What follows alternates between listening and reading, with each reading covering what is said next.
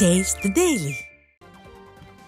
தமிழக மீனவர்கள் இலங்கை கடற்படையினரால் கைது செய்யப்படுவது தொடர்கதையாகி வரும் நிலையில் இவ்விவகாரத்தில் மத்திய அரசு எடுத்த நடவடிக்கை என்ன என மாநிலங்களவையில் அதிமுக முன்னாள் அமைச்சரும் நாடாளுமன்ற உறுப்பினருமான சி.வி. சண்முகம் கேள்வி எழுப்பியுள்ளார். குறிப்பாக தமிழ்நாட்டைச் சேர்ந்த மீனவர்கள் இலங்கை கடற்படையால் கைது செய்யப்படுவது உண்மையா? அப்படியானால் கடந்த 5 ஆண்டுகளில் இலங்கை கடற்படையால் கைது செய்யப்பட்டு கொல்லப்பட்ட தமிழக மீனவர்களின் எண்ணிக்கை உட்பட அதன் விவரங்கள் என்ன? அதே காலகட்டத்தில் இந்திய கடற்படையால் கைது செய்யப்பட்டு கொல்லப்பட்ட இலங்கை மீனவர்களின் விவரங்கள் என்ன? இந்த வற்றாத பிரச்சினைக்கு நிரந்தர தீர்வு காண அரசு எடுத்த நடவடிக்கை என்ன என்பது போன்ற கேள்விகளை அதிமுக எம்பி சி.வி. சண்முகம் எழுப்பினார்.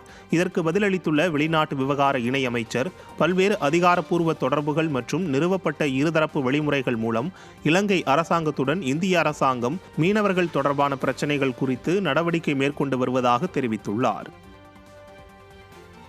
BSNL-ஐ மீட்டெடுக்கவும் நுகர்வோரை தக்க வைக்கவும் அரசு எடுத்த நடவடிக்கைகள் என்ன என மாநிலங்களவையில் அதிமுக முன்னாள் அமைச்சரும் நாடாளுமன்ற உறுப்பினருமான சி.வி. சண்முகம் கேள்வி எழுப்பியுள்ளார்.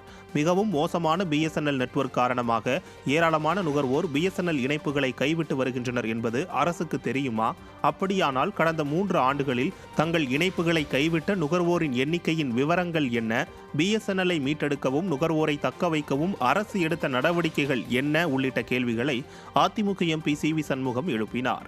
இதற்கு பதிலளித்துள்ள மத்திய தகவல் தொடர்பு மற்றும் கிராமப்புற மேம்பாட்டு இணை அமைச்சர், BSNL-ஐ மறுமலர்ச்சி செய்ய புதிய மூலதனத்தை உட்செலுத்துதல், கடனை மறுசீரமைத்தல், கிராமப்புற தொலைபேசிக்கான நம்பகத்தன்மை போன்ற சேவைகளின் விளைவாக BSNL 2020-2021 முதல் லாபத்தை ஈட்டத் தொடங்கியதாக தெரிவித்தார்.